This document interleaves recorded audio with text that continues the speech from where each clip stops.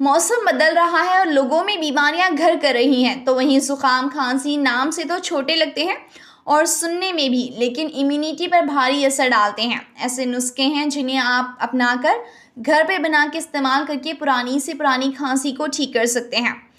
दोस्तों, यहाँ पे आप शहद और काली मिर्च का इस्तेमाल करें। काली मिर्च में एंटीबैक्टीरियल गुण मौजूद होते हैं, जिससे शरीर को रोगों से लड़ने की क्षमता मिलती है। इसके अलावा खांसी और बलगम की शिकायत होने पर भी काली मिर्च का इस्तेमाल करना चाहिए।